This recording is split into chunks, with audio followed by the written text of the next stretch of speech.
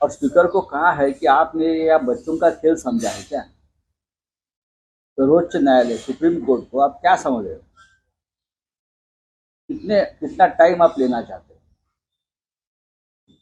ये बच्चों का खेल नहीं है और आपको एक टाइम फ्रेम बनाना पड़ेगा, नहीं तो हम आपको टाइम फ्रेम बना के देंगे। ये सुप्रीम कोर्ट ने कहा है।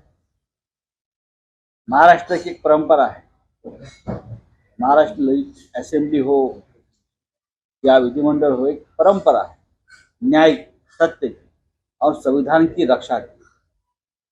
ऐसे ऐसे लोग उस चेयर पर बैठे हैं जिसने हमेशा संविधान का सम्मान किया है, लेकिन जब से ये सरकार आई है, ये कॉन्ट्रैक्ट लेबर जैसी कॉन्ट्रैक्ट सरकार, तब से विधानसभा का स्पीकर हो, मुख्यमंत्री हो, मंत्री हो, ना कानून को मानते हैं, ना संविधान को मानते हैं, ना सर्वोच्च न्यायालय को मानते हैं।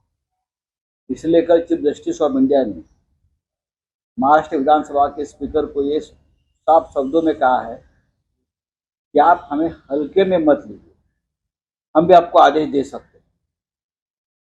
1 साल तक आप एक असंवैधानिक सरकार को महाराष्ट्र में बिठा के रखा है।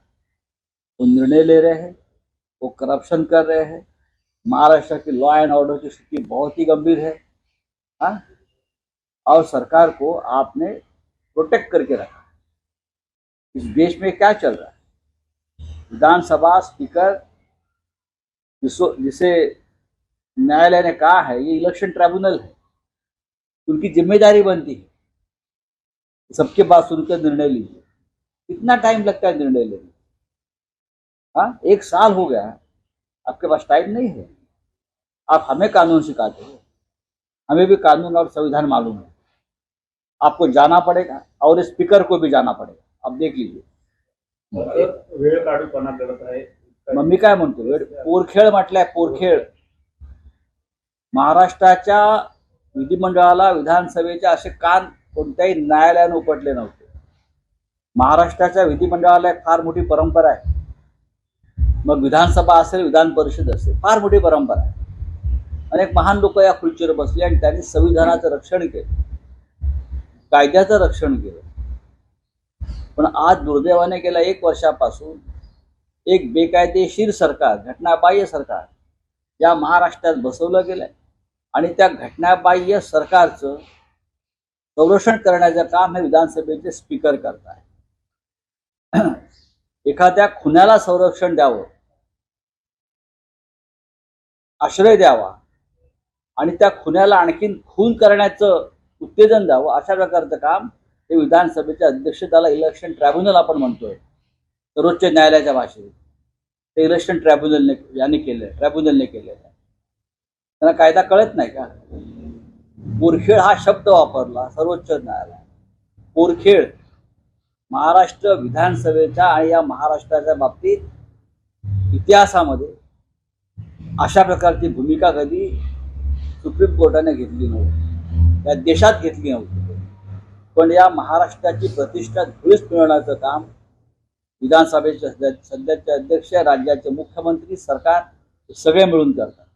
मराठा आंदोलन आज और क्या है? सर, पाकिस्तान, आज इंडिया पाकिस्तान का मैच है और पाकिस्तान टीम का ग्रैंड वेलकम किया गया। अब किस तरह से ये इस प्रकार का काम सिर्फ गुजरात में हो सकता है। प्रधानमंत्री नवाज शरीफ के जाकर उनके बर्थडे का केक काट सकते हैं, या पाकिस्तान की टीम आकर गुजरात में उनका इतना भव्य स्वागत हो सकता है।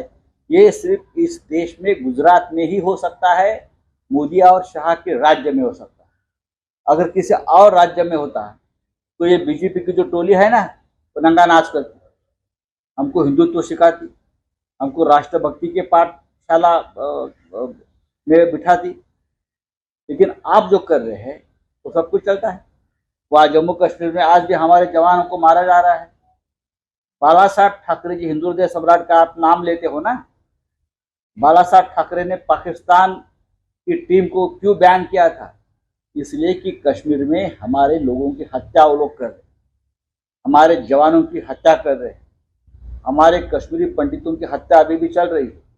इसीलिए बाला साहब ने कहा था कि मैं पाकिस्तान को यहाँ आने नहीं दूंगा, पाकिस्तान टीम को। आपको मालूम होगा, पूरा इतिहास है। लेकिन बाला साहब ठाकरे का नाम लेकर एक सरकार महाराष्ट्र में बैठी, हाँ, और जब राजनीतिक फायदा होता है तो बीजेपी वाले भी बाला साहब का नाम लेते, लेकिन अगर आज बाला साहब होते ना तो ये लोगों को जूते से मारते। पाकिस्तान का जिस तरह से आपने स्वागत किया है, ग्रैंड वेलकम ऑफ पाकिस्तान इन गुजरात, सरदार वल्लभ भाई पटेल स्टेडियम, हाँ, सरदार वल्लभ भाई पटेल स्टेडियम में हमें शर्म आती है। सर ज्या पद्धतीचं ग्रँड वेलकम झालं पाकिस्तानचं, कसं पाहताय? हे फक्त गुजरातमध्येच होऊ शकतं सध्याच्या काळात। महाराष्ट्रात किंवा देशाच्या अन्य भागात जरी कोणी केलं असतं तर हे बीजेपी वाले कपडे काढून आमच्या विरोधात नाचले असते, आम्हाला हिंदुत्व शिकवलं असतं, आम्हाला राष्ट्रभक्तीचे